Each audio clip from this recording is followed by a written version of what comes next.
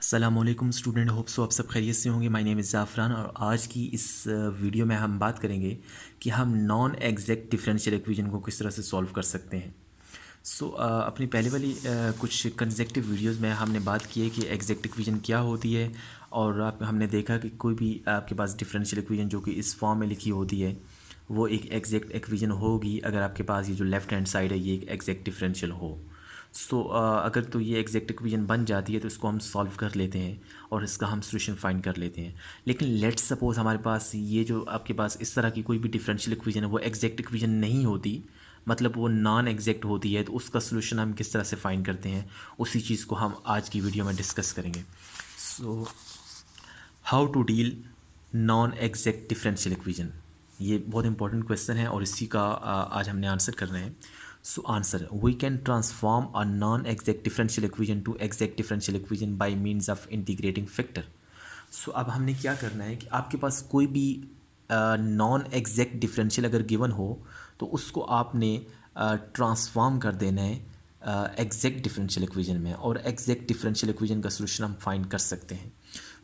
इस चीज़ को हम कैसे देखते हैं, ज़रा देखें ज़रा।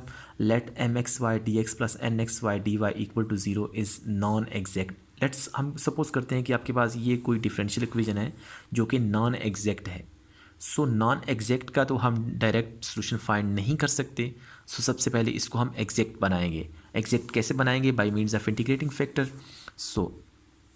दो पॉइंट आपने जहन में रखने हैं। इफ़ एम वाई, एम ये जो एम वाई है बेसिकली ये शो कर रहा है पार्शल एम और partial Y minus N X. ये जो एन एक्स है बेसिकली एन का derivative with respect to X, मतलब पार्शल एन और partial X divided by N is function of X alone. Then आपके पास जो सब्सटीट्यूशन हमने यूज़ करनी है वो क्या है? Mu of x is equal to e to raise power integration of this function is integrating factor for the given non exact differential equation. आपने क्या करना है कि अगर आपके पास ये वाला जो एक्सप्रेशन है, अगर ये एक्स का फंक्शन होता है, अकेले सिर्फ एक्स का फंक्शन होता है, तो आपने इस वाले इंटीग्रेटिंग फैक्टर को यूज़ करना है और इस वाले इंटीग्रेटिंग फैक्टर को given non exact differential equation की दोनों साइड पे मल्टीप्लाई करना है, तो ये एग्जैक्ट बन जाएगी। दूसरा पॉइंट क्या है? If N x minus M Y divided by M is function of Y alone, then आपके पास जो इंटीग्रेटिंग फैक्टर होगा वो ये वाला होगा। इस इंटीग्रेटिंग फैक्टर को आपने गिवन नॉन एग्जैक्ट इक्वेशन के साथ मल्टीप्लाई करना है तो वो एग्जैक्ट बन जाएगी और एग्जैक्ट इक्वेशन का सोल्यूशन हम फाइंड कर सकते हैं। इन दोनों पॉइंट में से कोई एक पॉइंट ही यूज़फुल होगा हमारे लिए। लेट्स सपोज जो पॉइंट नंबर 1 है वो एक्स का फंक्शन नहीं आता, वो एक्स और वाई दोनों का फंक्शन आ जाता है, तो ये हमारे लिए यूज़लेस हो गया, इसको हम यूज़ नहीं करेंगे। सिमिलरली अगर हमारे पास जो 2 है वो वाई का फंक्शन नहीं आता, वो एक्स और वाई दोनों का फंक्शन आ जाता है, तब भी हम इसको यूज़ नहीं कर सकते।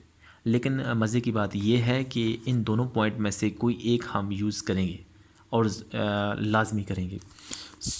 इससे रिलेटेड हमारे पास कुछ एग्जांपल्स हैं, उसको भी हम देख लेते हैं।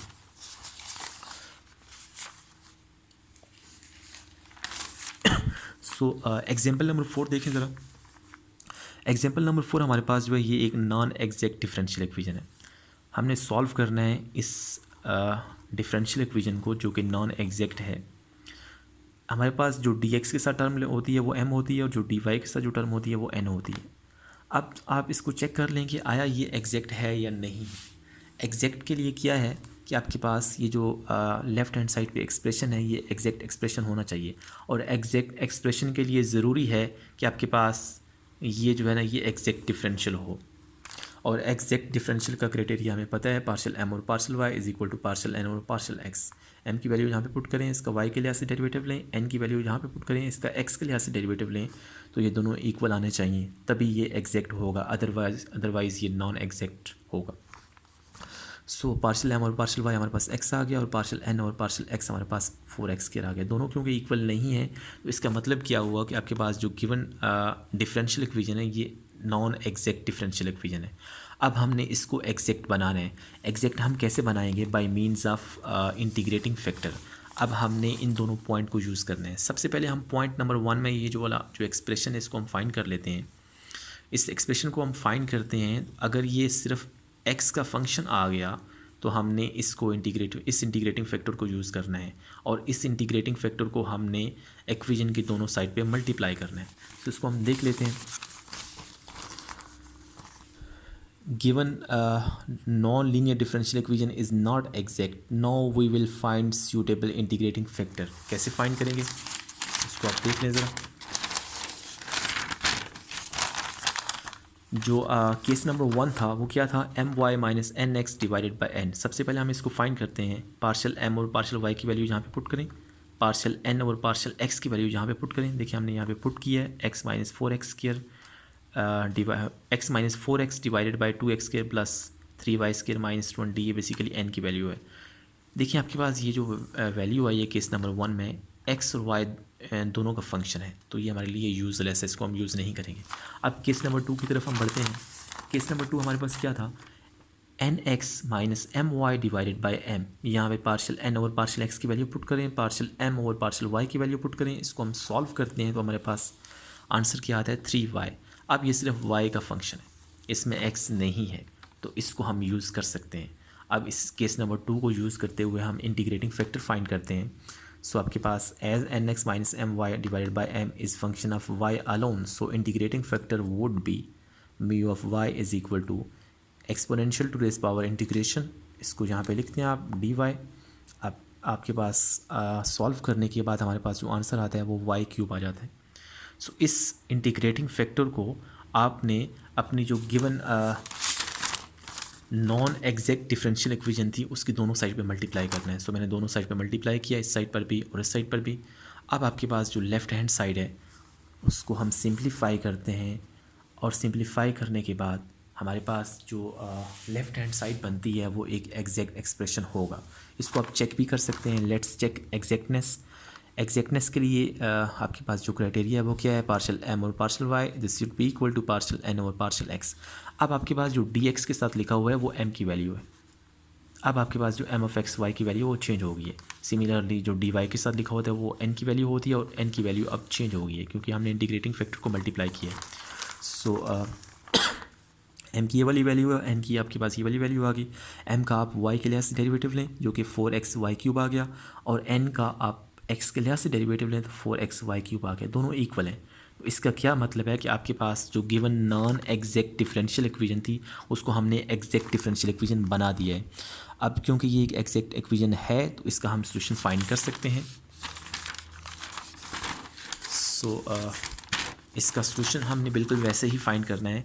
जब भी आपके पास कोई डिफरेंशियल इक्वेशन एग्जैक्ट इक्वेशन होती है तो आपके पास एक फंक्शन एग्जिस्ट करता है। As one is exact then there must exist a function f such that partial F और partial x is equal to M और पार्शियल एफ और partial Y is equal to N. So आपने क्या करना है, यहाँ पे एम और एन की वैल्यू पुट करनी है। सो एम और एन की वैल्यू पुट करने के बाद आपने इन दोनों में से किसी एक को यूज़ करना है। इसको बेशक आप इक्वेशन नंबर 1 बोल दें, इसको आप इक्वेशन नंबर 2 बोल दें। सो मैं 1 को यूज़ करता हूँ, इसको यहाँ पे 1 कह देता हूँ, इसको यहाँ पे 2 कह देता हूँ। आपने यूज़ करना है 1 को पार्शियल एफ और partial x is equal to M. M की वैल्यू यहाँ पे पुट कर दें आप। एम की वैल्यू हमारे पास एक्स वाई 4 होती है। या आपने एम की वो वाली वैल्यू पुट करनी है जिसके लिए ये एग्जैक्ट इक्वेशन है। So integrating with respect to X, इसको आप एक्स के लिहाज से इंटीग्रेट करें तो हमारे पास एक्स के Y 4 divided by 2 plus H F Y, इसको आप जी एफ वाई भी बोल सकते हैं, ये कांस्टेंट ऑफ इंटीग्रेशन है। इसको आपने इक्वेशन नंबर 2 बोल दिया। अब इसको इक्वेशन नंबर 2 को आपने with respect to Y differentiate करना है। डिफरेंशिएट करने के बाद आपके पास ये वाला एक्सप्रेशन आ जाएगा।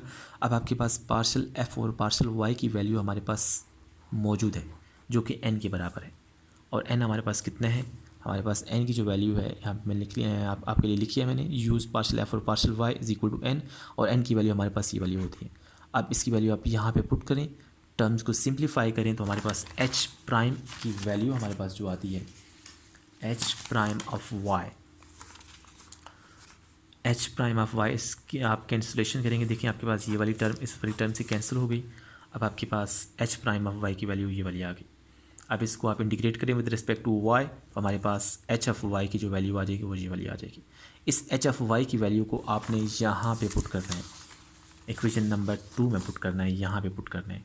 तो जब आप इसको यहाँ पे पुट करेंगे तो हमारे पास जो फंक्शन होगा वो ये वाला आ जाएगा। अब so family of solution in explicit form, sorry implicit form is, ये इम्प्लिसिट फॉर्म है, यहाँ पे एक्सप्लिसिट फॉर्म नहीं है, इम्प्लिसिट फॉर्म हमारे पास ये आ जाएगा। सो आपके पास ये रिक्वायर्ड सोल्यूशन है। आई होप सो आपको ये वीडियो पसंद आई है, और इस वीडियो में अगर आपको कोई भी इशू है तो आप कमेंट बॉक्स में कमेंट करें, इंशाल्लाह I will response. Thank you so much for watching my video.